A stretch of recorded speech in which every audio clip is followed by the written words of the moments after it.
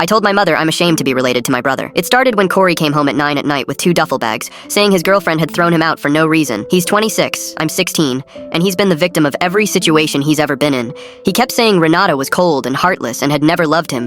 When I asked what actually happened, he got vague. She blew up over nothing.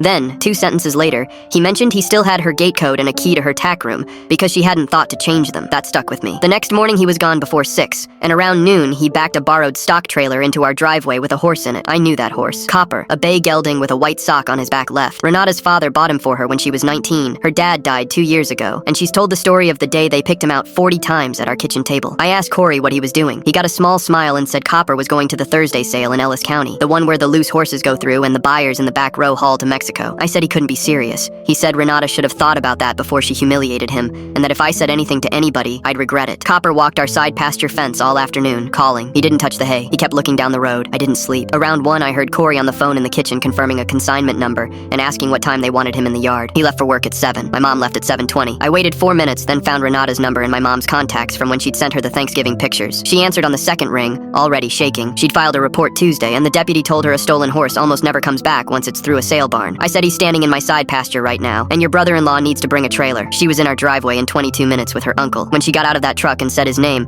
Copper's head came up over the fence, and he hollered loud enough to hear 2 properties over. She stood with her forehead against his neck and cried in a way that made me look at the ground.